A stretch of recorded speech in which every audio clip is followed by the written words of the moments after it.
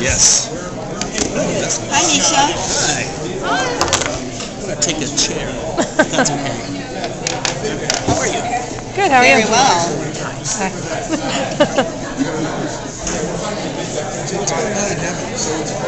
Heaven's a mess. Sarah Gamble likened it to post-Soviet Russia, where the government is kind of falling apart, and there's no real clear organizational structure, and there's a little bit of anarchy, and there's a power grab going on, and Castiel is kind of one of the big players in it. So he's not a Russian monster. He's not a Russian monster.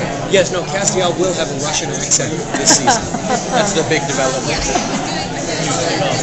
It's big. Yeah. How hard is it to do the voice? I would assume that the gravelly voice. Yes. The whole day shooting has to out your jaw. Yeah, it does a little bit. Yes, I actually. Somebody's phone is ringing. It's the whole table vibrates. I'm sorry. That's quite all right. It's exciting. It's for me. It's I thought I was only going to do a couple of episodes when I signed on, and in the first script, it said that Castiel's voice was blowing out windows and like almost making Dean deaf. So I was like, oh, I've got to do a really harsh, gravelly voice. Had I known I would be doing it for 3 years, I probably would have mitigated it a little bit. But there you have it. Once you start it, you got to stick with it. Asses will be definitely kicked. That's a spoiler that I can definitely throw out there. Yes. Are you in the first episode? I'm not in the first episode. I don't know. I mean, maybe shouldn't have said that, but there it is. What's that? Are you in the second episode? I'm not telling you anymore.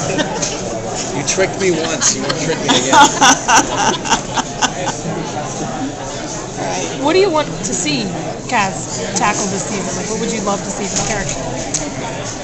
Well, aside from the ass kicking that we talked about earlier and the Russian accent, I actually am pretty excited about the direction that Cass is going in this season. It's very different from his role last season, and I think it's gonna really work well for his character. But I can't tell you where it's going. I'm sorry. So close. Try. I know. Basically, I mean, it actually is quite like post-Soviet Russia. Like, there's all these. Heaven has an arsenal of really powerful weapons, and they're falling into the wrong hands, and he's trying to consolidate that. And I think he's trying to do what he thinks God's bidding is. You know, he's still sort of that righteous creature that he has always been, and and he's taking the job very seriously. And what's going on Earth is a little bit less of a concern to him now, except for when there's crossover between what's happening on Earth and what's happening in heaven. Are we going to see any of your previous angel cohorts with you as well? A lot of them are dead. I mean, You came back. I know, but I think most of them are not going to be resurrected. But yes, I believe we're going to see at least one of them. Yeah. Something about something wacky happened in Europe. I may have tweeted something about something wacky. It's possible. I don't even know what it could have been. Yeah. Now when you were kidnapped by the Queen? I was kidnapped by the Queen. Yeah. Horrendous experience.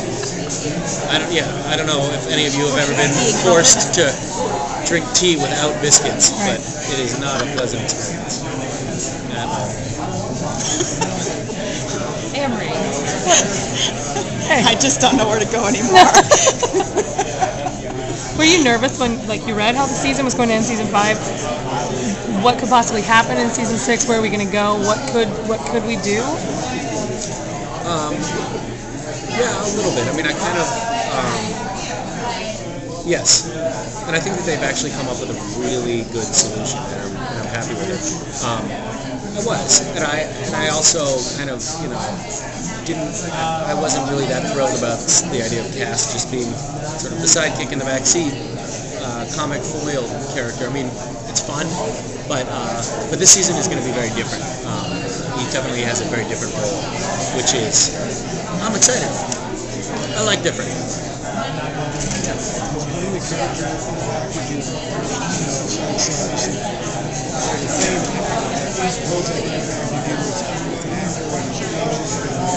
Well, I mean, this is the first time, that I've been flying all around the world for fan conventions. I definitely get more fan mail now than I ever did before. It's changed my life in that respect.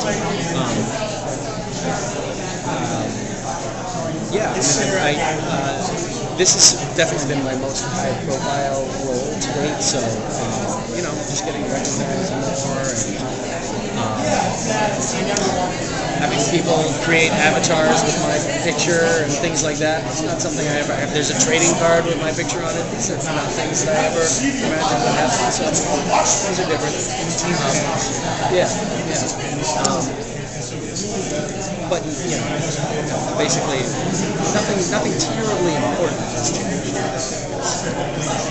Why do you can't tell us? Do the writers tell you in advance what's going to happen with your character?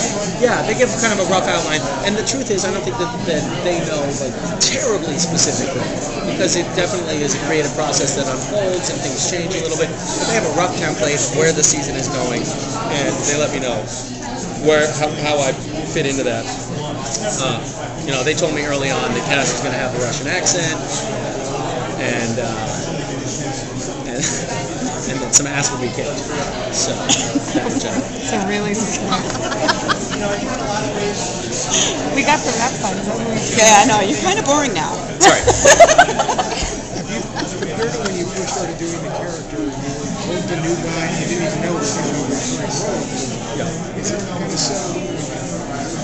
The guys and girls that you really know each other's beats now, when you move and everything else. Yeah, definitely. I mean, it definitely gets easier over time, and you fall into a rhythm a little bit more, and you know to expect that Jared is going to try to, shove a broom in your crotch during your take, and you acclimate to that over time. So, yeah. You see the biggest first? Oh, yeah.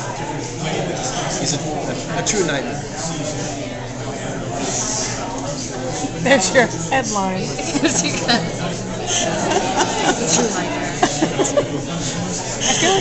I feel like we're hogging you. I know. We got the rap signal like 6 times, so I'm not sure if you're supposed to leave or not. That's why we keep just staring at you.